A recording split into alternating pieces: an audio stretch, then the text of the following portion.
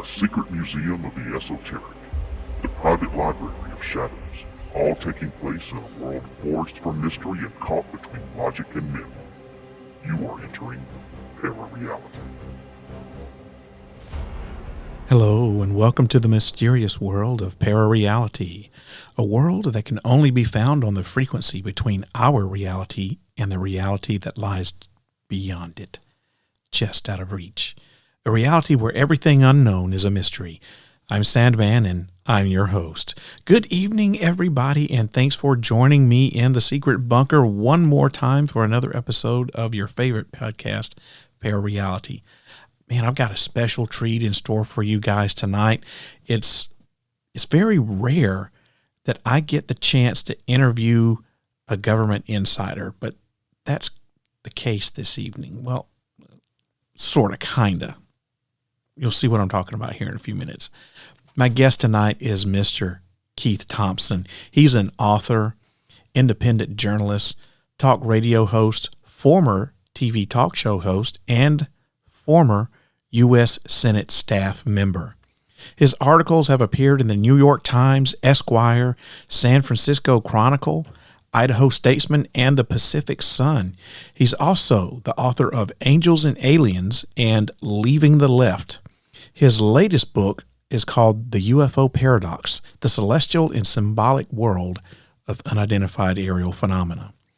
Chronicling his own investigations into the UFO mystery, Keith Thompson details how he introduced the late Harvard psychiatrist John Mack to accounts of alien abduction and how he was invited by philanthropist Lawrence S. Rockefeller to lobby then-President Bill Clinton to disclose government-held UFO information. Sharing stories from his friendship with astronaut Edgar D. Mitchell, he recounts their discussions on how to best interpret UFOs and non-ordinary phenomena of various kinds. Ultimately, Mr. Thompson reveals how the UFO phenomenon represents a call from the cosmos for humanity to open to greater dimensions of reality and recognize that our understanding of the universe is still far from complete. To learn that and all more, to learn that and all other things, UFOs, well, I really screwed that line up, you'll have to tune in, and find out. But first, listen to this. Hey guys, are you a Star Wars fan? Have you ever wanted to own your own lightsaber but found they were just too expensive or the affordable ones were too cheap of a quality? Well, I've got the solution for you. Saber Masters is the perfect blend of affordability and quality. I actually own a couple of these lightsabers, and I can testify as to just how good they really are. The hilts are made from high-grade aircraft aluminum and include a polycarbonate blade with infinite color choices for you to choose from, giving you the perfect accessory to your Jedi or Sith cosplay. You also get 16 sound fonts and 3 volume levels. Have the ultimate saber duel with flash on clash, blaster sound, lock-up loop, and many more sound effects. Your lightsaber will come with a free 1-year warranty and 3-day quick shipping. Whether you're a Padawan learner picking up your first saber or a Jedi Master expanding your collection, each Saber Master is a masterful recreation of the real deal. With Saber Masters, you're not only just buying a piece of merchandise, you're claiming a slice of the Star Wars universe for yourself. Order yours today by going to sabermasters.com and using the code SEAN21196 for $10 off your first order. Once again, that's SEAN21196. Sean is spelled S-E-A-N. That's S-E-A-N 21196 for $10 off of your first order. Or you can go to my website, ParaReality.com, click on the Partnerships tab, and complete your order from there. But don't forget to use the code SEAN21196 for $10 off your first order. That code, once again, is SEAN21196 for $10 off your first order. ParaReality is a proud member of the Evergreen Podcast Network. For more information or to check out other shows on the network, please visit evergreenpodcast.com.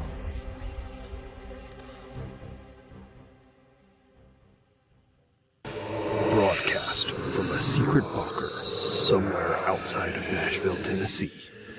This is the award-winning podcast, ParaReality.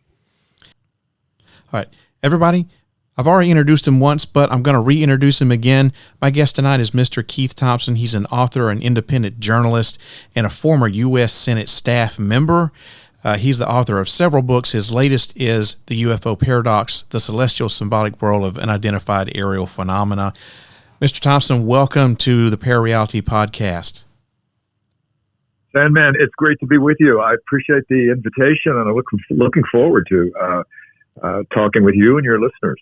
Yeah, I have been looking forward to this podcast interview for quite a while, and I want to be honest with you. I haven't read all of your book yet. I did get a copy of it from your publicist, and I've been able to thumb through not all the chapters, but many of them, and it's a very interesting book. I can't wait to actually just sit down and read it from cover to cover. So I can't wait to ask you all kind of questions about this thing.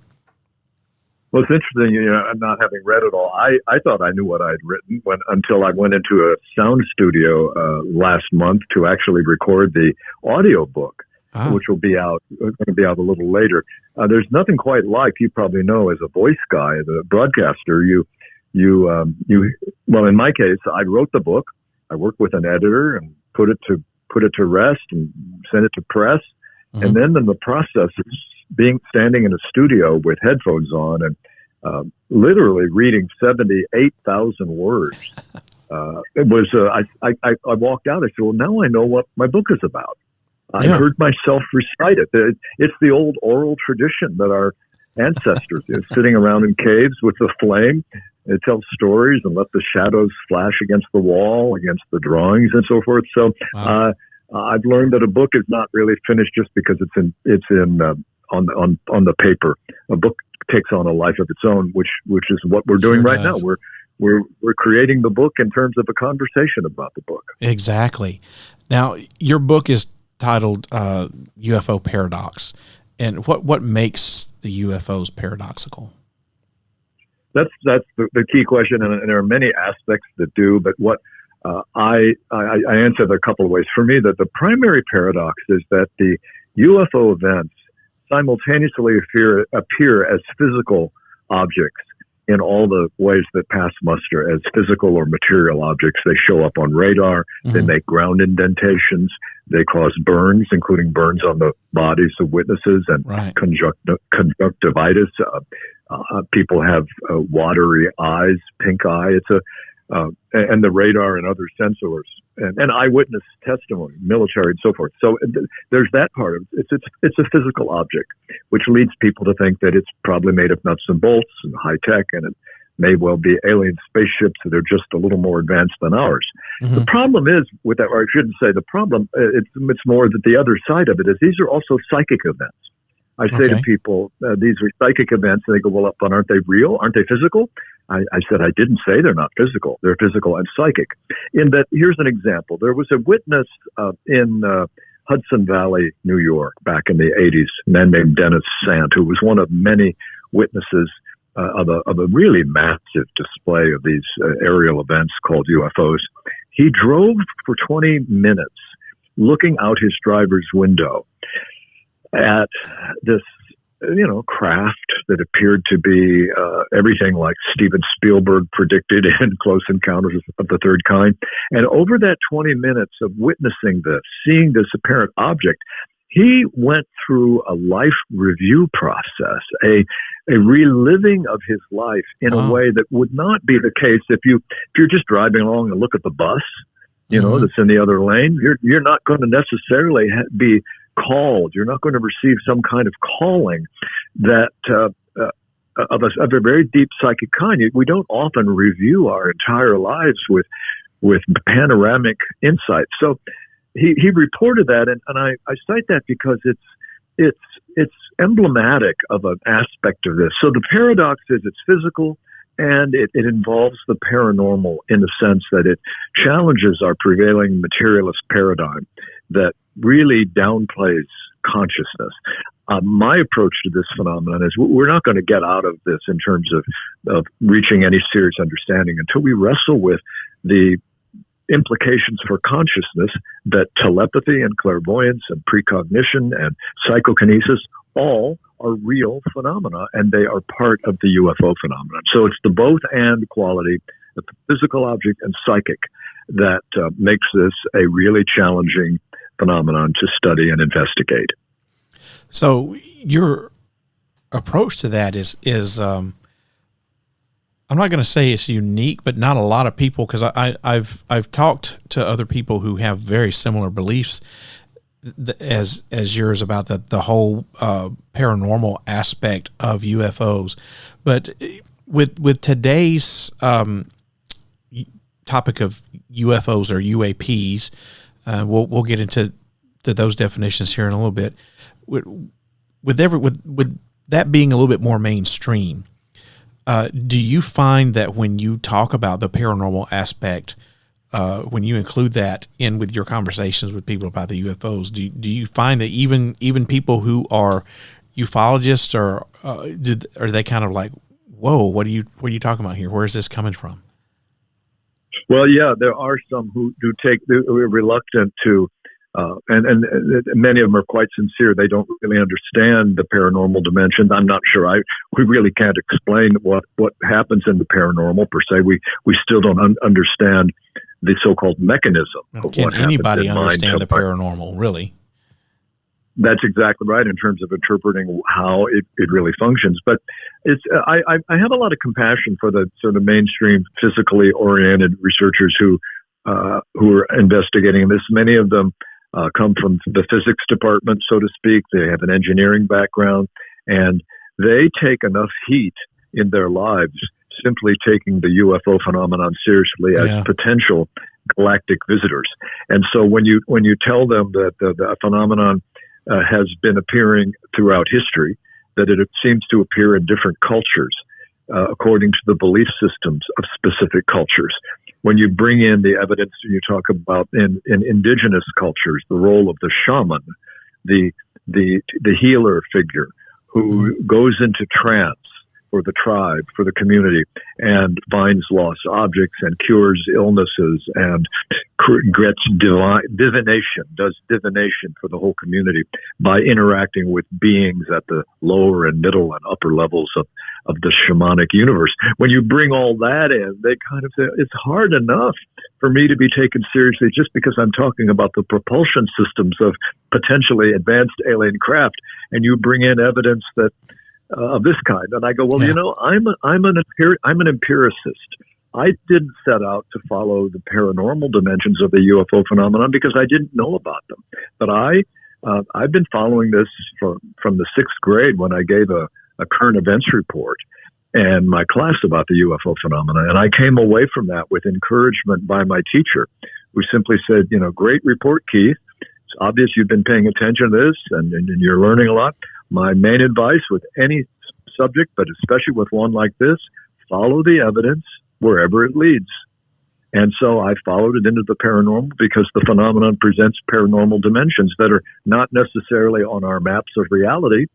And in that regard, I go, when there are phenomena that consistently appear and are witnessed by credible people, whether in the UFO phenomenon, the near-death phenomenon, shamanic phenomena, or paranormal phenomena writ large, when we have consistent and credible and coherent evidence that's not yet on our maps of science and society, then the reasonable thing at some point is to say, wait, has anybody checked the maps lately?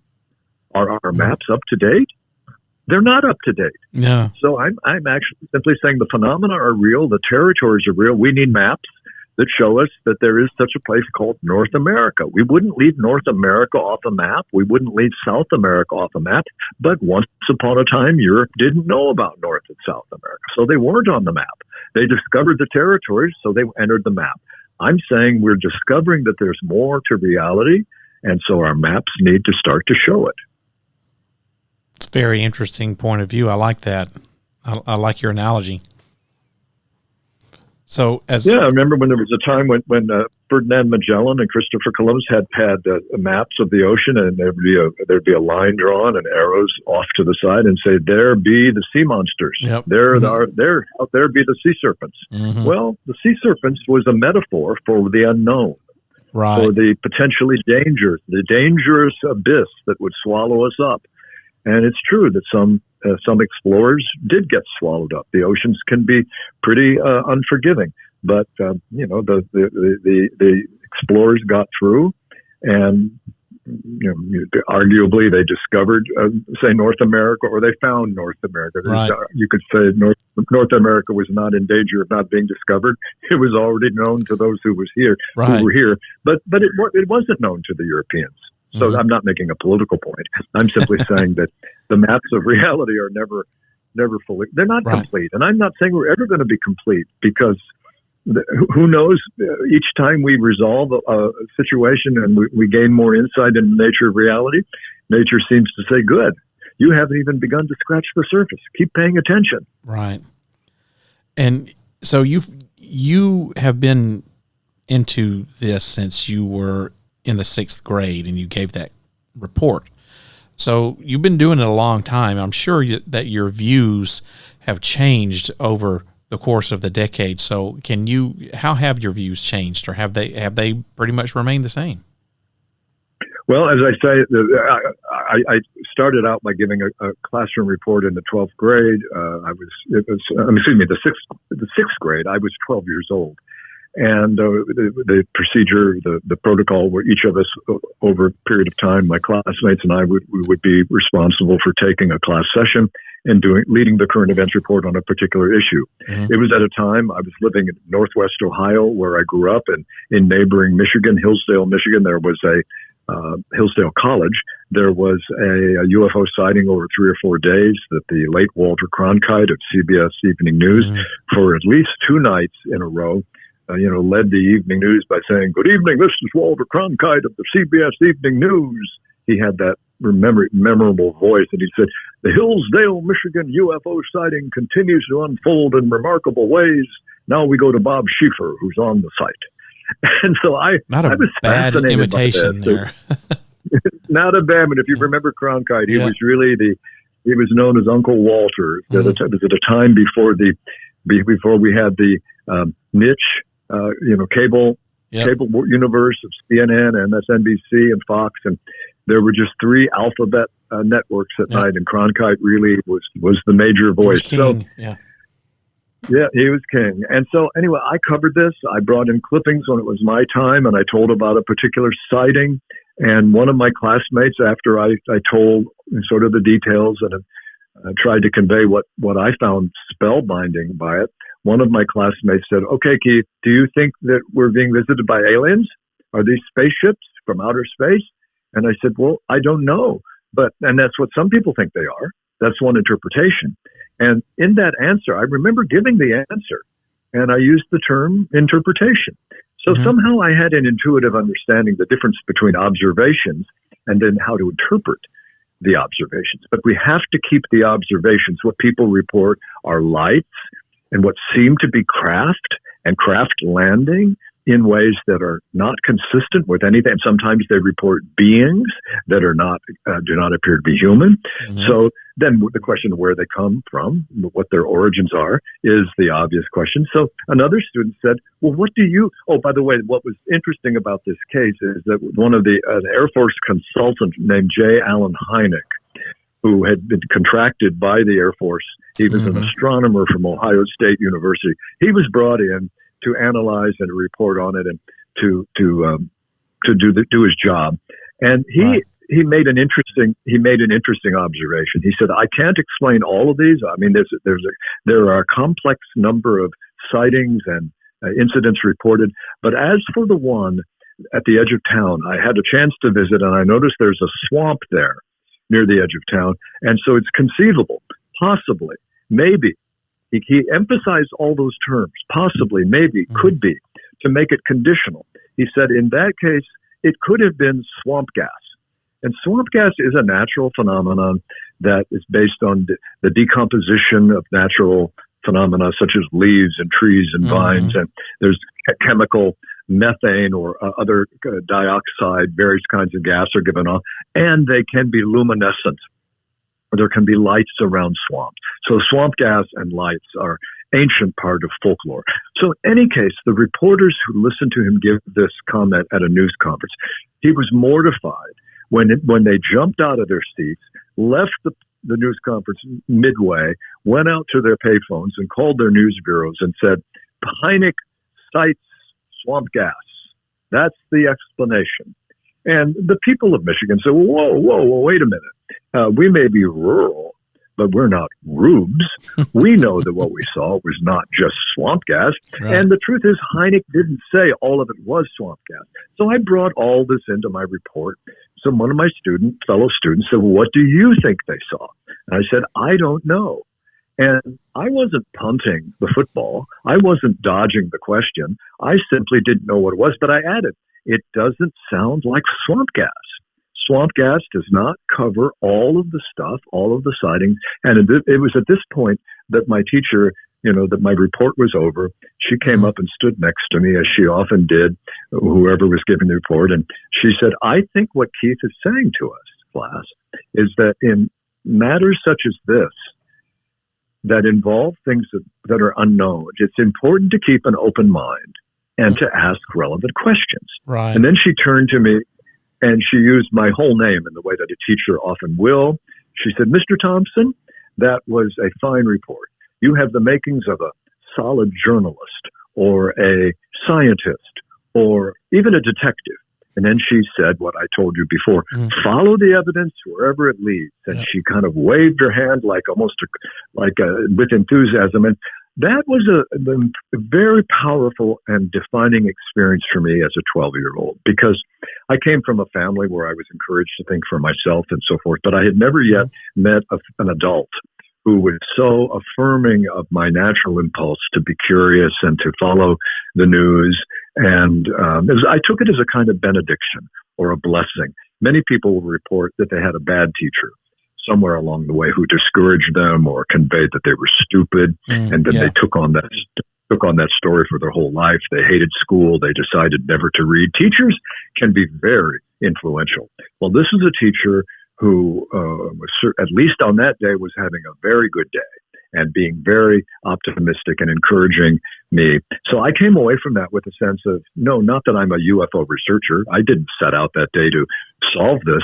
But to answer your question, how have my views changed? My commitment from that point on, as I continued to pay attention, I found the phenomenon fascinating, including when the phenomenon of alien abductions got to be added. So to answer your question, how have my views changed? Well, my major view was follow the evidence wherever it leads. And when it began to appear, there were additional dimensions of it, such as the paranormal or such as the alleged abductions. The abductions made it a much more complicated story. Human beings were not only interacting with apparent aliens, but they were being taken by them against their will. So I just followed all where it leads, but I've opened up to the phenomenon. When I say open up to it, it doesn't mean I believe everything. It means, okay, there's a new realm of details. There's a new feature called the abductions. If these are real, what is the nature of reality such that some such events can even happen?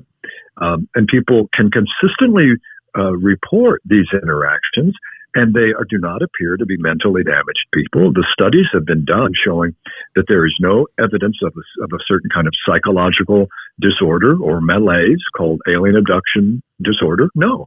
The disorder is that it seems to happen, and if people show any signs of distress, it's related to how anybody would feel if they're abducted, whether by aliens or by a fellow human being. There are traumatic events we have, and so the abductees as a group tend to have some difficulties. But it's not because they're predisposed to have a mental malaise that explains all this. Well, you mentioned about, following the evidence and, where it leads you and how things have kind of been introduced over the years. What is your take on the term UAP all of a sudden over the last several years taking over where it used to be UFOs, now it's UAPs. Do you have a preference, or do you think that's appropriate for this day and age? Or it indicates it's an interesting development. I say that the phenomenon has gotten an acronym upgrade. It's like for meritorious service, for hanging around so long and transfixing us and bewitching us as it has. It's gotten an acronym upgrade. The upgrade happened after. It became known after 2017 when the New York Times did a front page story by a handful of really good journalists, including Leslie Kean and Ralph Blumenthal. And the Times agreed to run it on the front page, namely the discovery. Not that the UFO phenomenon had been explained, but that contrary to the Pentagon having declared for over a decade, or for many decades actually, that the UFOs, there was nothing going on here, folks. You can pick up your belongings, go back home, get back to your little lives. There's nothing in the sky that doesn't belong here. It can all be explained as hoax or hallucination or misidentification. Contrary to all those disclaimers, we discover that there is within there's a bunker within the Pentagon, to use the metaphor you use for your show, an office within the Pentagon that was devoted to exploring UFOs. Right. They took it seriously. Now I think that they changed the name to UAP because the phrase UFO had become so filled with connotations of, flying saucers and little green men and so forth. Right. So they simply wanted to say there are unidentified aerial phenomena. Sometimes the phrase UAP, even a newer definition is unidentified anomalous phenomena. That is to say, phenomena that cannot be defined and does not behave according to the parameters that we would associate with normal physical descriptions of reality. So I don't have a huge bias. I don't think that UAP gives us any additional insight into the phenomenon, but it comes with a recognition and an admission that I forget the number of cases, well over 100. I think it was 144. They were only able to explain one case. The vast majority remained unidentified. Right. Now, the Pentagon said if we had greater technology, or if we had greater, if our technology, if our identification technology were more advanced, we think we could probably explain these in conventional terms. So they always say there's still no reason to be alarmed, but for now there are many in the basket called unidentified.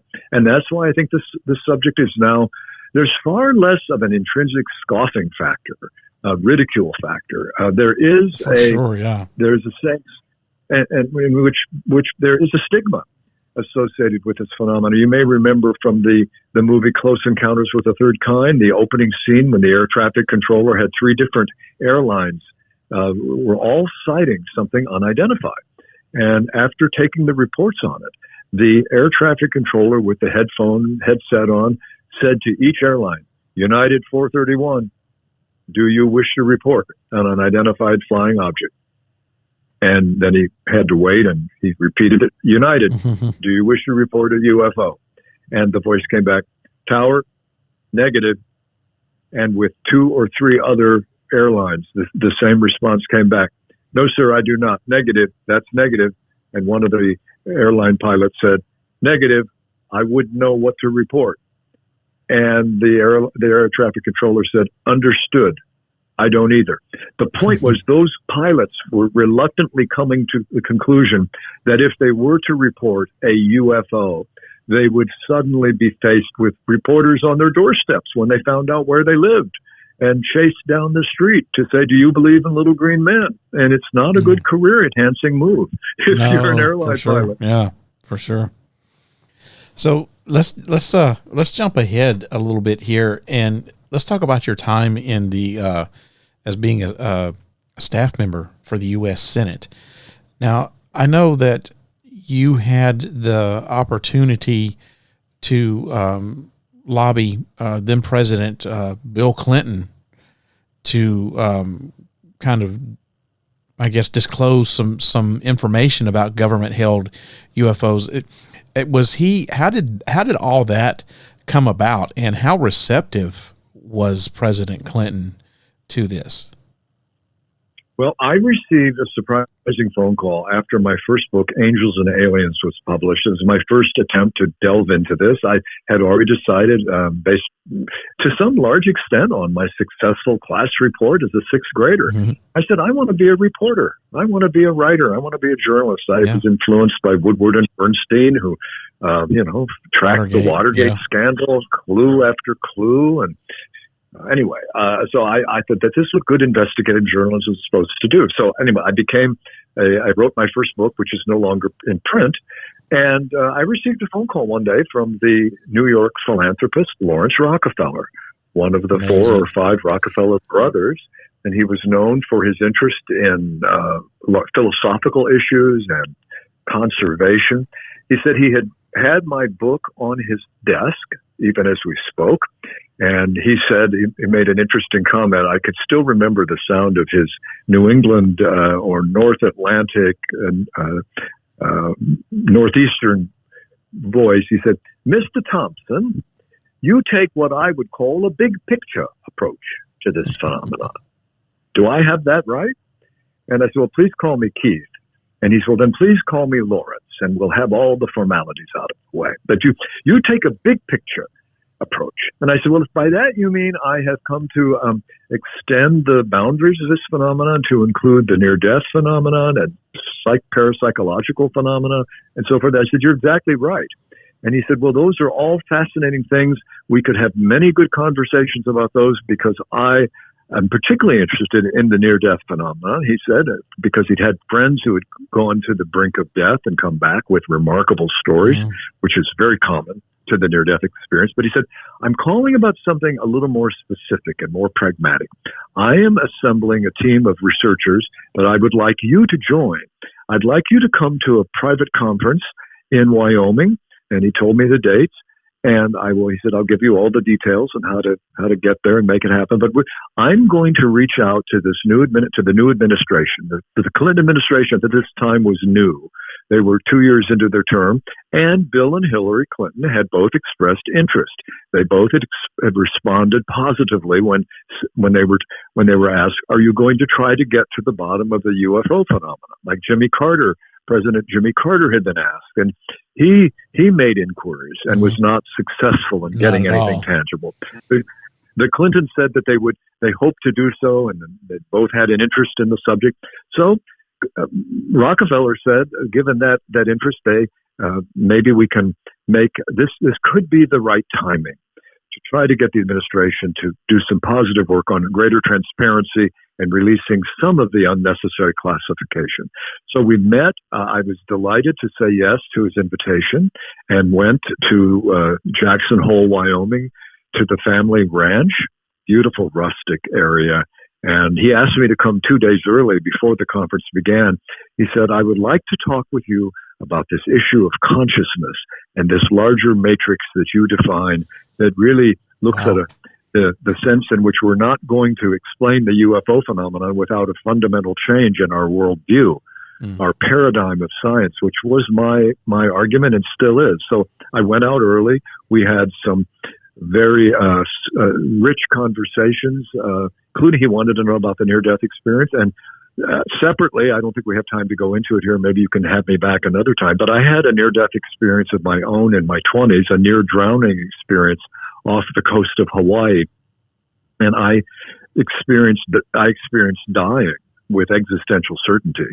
And so in any case, I had a near-death experience. And the key point here is that at that time, the near-death experience, in terms of its stages, going through the tunnel, seeing the light, having a life review process, seeing deceased relatives, they were not well known. The stages of the near-death experience had not yet been made famous by Raymond Moody in his important landmark book called Life After Life, and Oprah had not yet done her important, TV broadcast featuring a near-death experience survivors. So I came back and told my friends that I had gone to the edge of death, that I had died, and the assumption was that I needed trauma therapy because nobody goes to the edge of death and dies. There's no such thing as coming back from death. Right. And I learned very quickly that this is while I'd never had a UFO experience, I came to understand the dilemma that UFO witnesses face,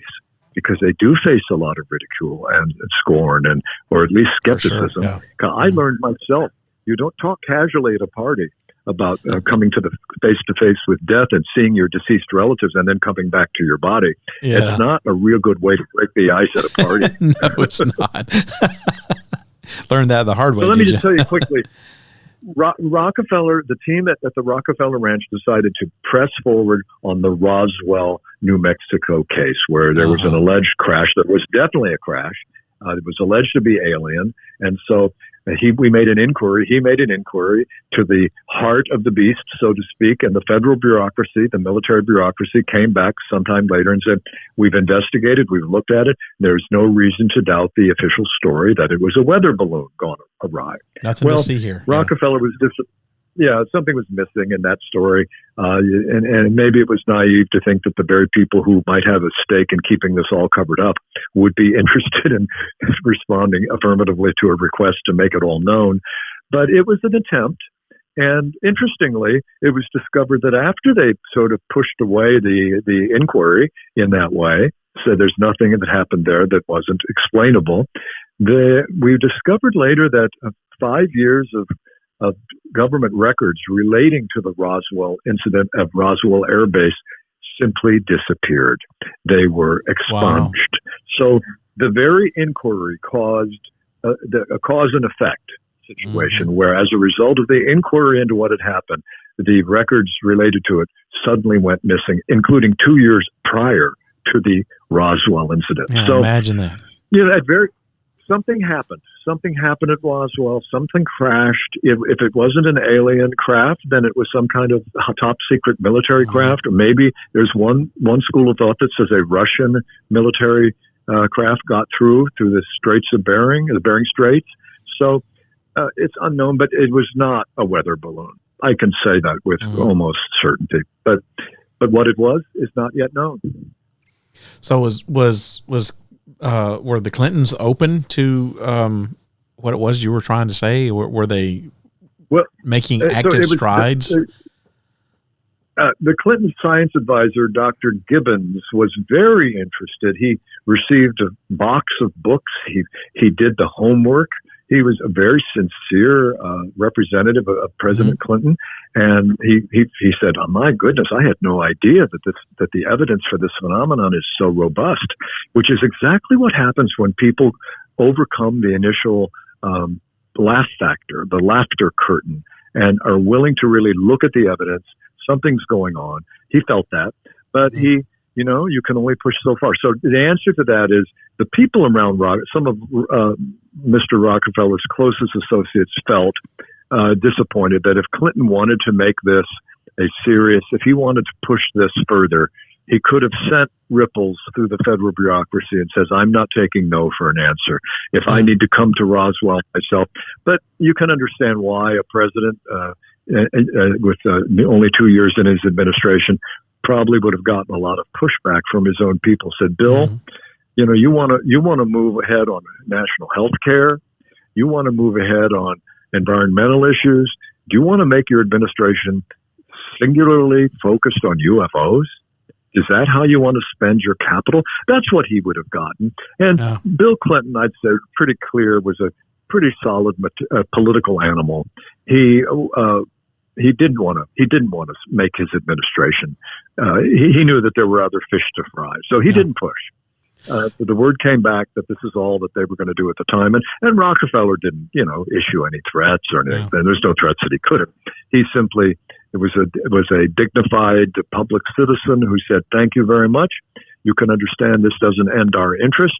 We will continue to make inquiries of various kinds, but thank you for being responsive to our request." And he didn't live, he lived about a decade longer, and that was pretty much the end of his initiative. And of course, there are new initiatives to get to the heart of what may or may not be true about what the government knows. And that too is a much larger question than we can probably deal with in this hour. Yeah. And that was one of the things I was going to ask you, was that, everybody has been saying, it's not too much longer. It's just any day now. disclosure is going to happen. The government's going to, admit that they're holding on to something, or some whistleblower is going to come out and give that one definitive, piece of evidence that the government can't deny. So do you think that the government is covering anything up about UFOs? And if so, what would it be? What would it be? Well, you just hit the $64 million question. Exactly. There is certainly they are covering something up. Now, there are two schools of thought, and that is they either have exact information that is so disturbing that they don't believe the American people could accept it, and to the potential for societal upheaval, religious upheaval, the challenge of our fundamental and cherished beliefs. It could also be that what they are hiding is their own sense of deep confusion about what is going on. The rate of speed, the trajectories of the Tic Tac cases alone, the Tic Tac sighting off the coast of Florida, off the coast of California back in 2004. Your listeners can look up Tic Tac. And they're already familiar, I'm sure. They're already familiar, sure. But the evidence there is these events would, the phenomena, these apparent craft were in a period of 2 seconds able to go over 200 miles from one point to another in terms of being recognized by eyewitness and by various sensors such as radar. So it could very well be the government does not want to give a news conference that goes like this. We are, imagine a 4-star general coming out from the Joint Chiefs of Staff with the reporters like they were with Dr. Hynek in Michigan when I was a young person, and saying, we are here to say that, yes, there is something that is moving through our airspace with impunity. It is performing the following executions. We don't know what to make of it, but we are continuing to investigate, and we will keep you posted. Thank you. No questions, and then walk away. That won't play very well. So what they've decided to say is there's nothing going on, but they've now begun to admit that something is going on. So I can refer to a researcher, military researcher who's now retired, David Grush from the Air Force, Grusch, who has followed some very interesting evidentiary lines that take him to the aerospace corporations such as McDonnell Douglas and Lockheed Martin. And he has talked with people who say they themselves have worked with people. They're one step removed from people who have retrieved aircraft, spacecraft, and are beginning to back engineer them. And they've also recovered alien corpses. Again, these are called, that are known as biologics. Biological material that they call biologics. So it's still very elusive, but at least he has delivered to the Inspector General of the intelligence community what he understands to be names and dates and locations. And the IG, the Inspector General, is committed to bringing them forward with whistleblowers who will have protections. So on one hand, we may be closer to some kind of a disclosure. Certainly it would be remarkable. It would be world-changing if we had evidence that could be confirmed. At the same time, because I've been at this for so long, I tend to be just a bit more skeptical, not in the sense of just merely debunking it, but you're just skeptical and say, with some irony, for 8 decades, the idea that any day now, the lid on the government cover-up is going to blow sky high. And you can tell by the way my voice changed there that there's a bit of eyebrow raising going on my part, because I go, this is what we've been told. There's the eternal hope, and then the hope is always dashed. But with the Grush case, at least there are names and dates and locations. So I'm all for it. Let's let the hunt begin. Let's loose the dogs and let's see what they can sniff out. Yep, exactly. I like that. Well, we're running short on time here, so real quick on what time we have left. I want you to tell us what your book is about, how people can find it, and if anybody out there that's listening to this podcast has any questions, maybe they've had some sort of experience that they would like to tell you about, or maybe they need your help with something. How can people get in contact with you? Well, I'll just briefly tell you again. I'm happy to I'll give you a summary of the book, and then I'll tell your listeners how they can reach Absolutely. me. The book basically starts with the basic idea that in case after case related to UFO encounters, UAP encounters, the same impasse is reached. Testimony is given by witnesses on one side, and it's often incredible testimony in terms of the fact that these appear to be events that are not explainable in terms of our acknowledged wisdom or our acknowledged knowledge, our current state of knowledge.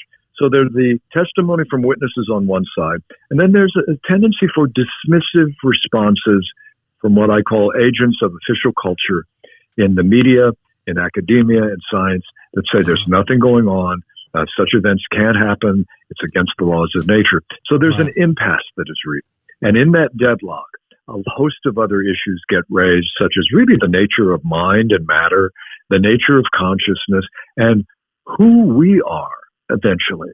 Ultimately, what does it mean to be a human being? What are our own potentials that are unexamined and untapped? So that's the approach I take. I take a big picture approach, as Mr. Rockefeller said. And as for people reaching me, I have a website that I can receive emails, and also people can find the book available through Amazon and Barnes & Noble and other booksellers. So the website is www.thompsonatlarge.com. That's Thompson with a P, Thompson at large, spelled out, Thompson at large, all one phrase, .com.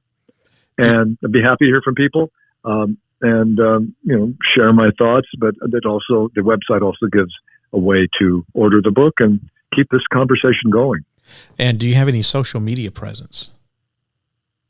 I'm on Twitter, or now it's called X. X, yeah. At Keith Thompson, spelled out as a whole with the numeral 1. Keith Thompson 1. Keith Thompson. And I'm on X. Okay. And I have a Facebook page, but it's mostly devoted to the most of my friends are cousins and relatives, and I don't use it to really push the book because it's just I have a low presence with, and Instagram and TikTok. I don't have a presence with any of those related to the book. But the Twitter or X forum is a place where I tend to spend time because it's an opportunity to have more in-depth conversation with people in that format. Well, let's keep the personal stuff personal and the stuff public. So don't worry about your Facebook page or Instagram or anything like that. So is your book right now, your book is out. It is on the shelves, so to speak. It is on the shelves at your local, I found it at a local bookseller I was visiting the other day, and I told them it was me, and they asked me if I would sign it, and they put signed copy, one of those little labels on it.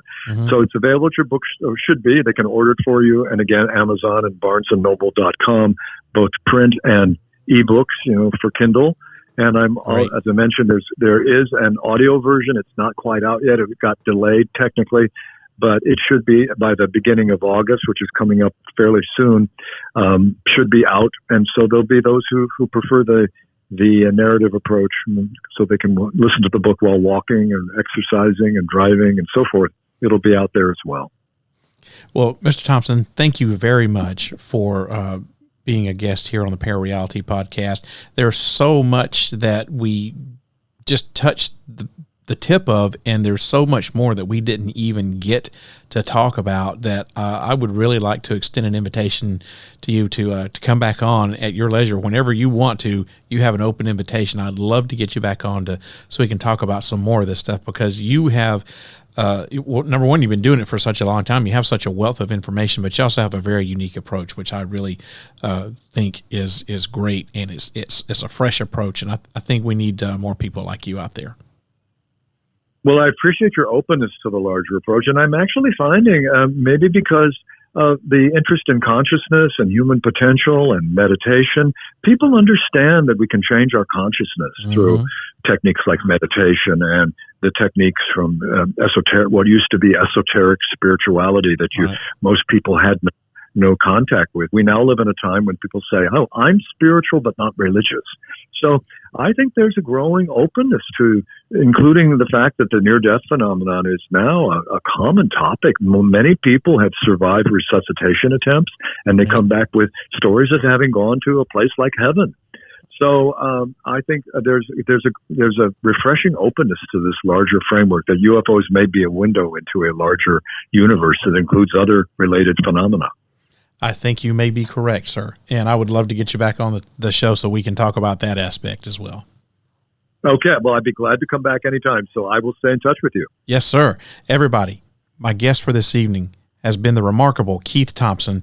His latest book is called The UFO Paradox, The Celestial and Symbolic World of Unidentified Aerial Phenomena. If you'd like to learn more about Mr. Thompson, you can find him on his website, thompsonatlarge.com, or you can follow him on X at Keith Thompson 1. Mr. Thompson, it's been a pleasure, and we'll definitely have you back on the show soon. Thank you so much. It's been my pleasure too. Thank you for inviting me. Yes, sir. If you'd like to leave a comment about tonight's episode of ParaReality, have an idea for a topic you'd like me to cover, or a story you'd like to tell, send me an email, sandman@parareality.com, or call the Secret Bunker at 615-692-1170 and leave me a message. Don't forget that by leaving me your message, you're giving me permission to play your comment back on the podcast. Also, don't forget to follow ParaReality on social media. You can find the podcast on Facebook by looking for sandman.parareality, or you can also follow me on Twitter and Instagram under the username @ParaRealRadio. You can also find ParaReality on YouTube under the username ParaReality1, and that's ParaReality with the number 1 out behind it. ParaReality.com is the home of the podcast on the web, and it's also where you can find paranormal news from all around the world in the Paranews section. And you can listen to past episodes in the archives section, all for the price of absolutely nothing. If you'd like to support the podcast, you can buy yourself some swag in the official ParaReality shop while you're there. You can also support the podcast for free by leaving me a 3-star or better review on whatever podcast app you're listening on. Your reviews help the podcast to grow and reach even more people, and I would appreciate it very much. I'd love to hear from you guys, so send me those emails. Thank you. I hope that you enjoyed tonight's episode of ParaReality. I'd also like to take another minute and thank my guest for tonight, Mr. Keith Thompson. Wonderful interview, fascinating stuff. Hope to get him back on the podcast again sometime in the near future. You can get his book, The UFO Paradox, The Celestial and Symbolic World of Unidentified Aerial Phenomena, wherever books are sold. You can check out his website, KeithThompsonAtLarge.com, and you can follow him on X. His handle is @KeithThompson1. That's @KeithThompson1 on X. Well, the season 18 finale of ParaReality is going to air on Friday, November 22nd at 8 o'clock p.m. Central U.S. time. So make sure you tune in, and find out what the final topic for season 18 is going to be. Everybody, I hope that this podcast opens your mind up to new ways of thinking, expands your consciousness, and produces a change in the way you see the world. If you wish to change, you must lift the veil of ignorance that has been cast over your eyes. Only then will you see the true power of the universe. I hope that you have a wonderful evening. I hope that you have a great couple of days off. And I'll see you again on Friday, November 22nd for the season 18 finale of ParaReality. Good night, everybody. If you wish to change, you must first lift the veil of ignorance that has been cast over your eyes. Only then will you see the true power of the universe.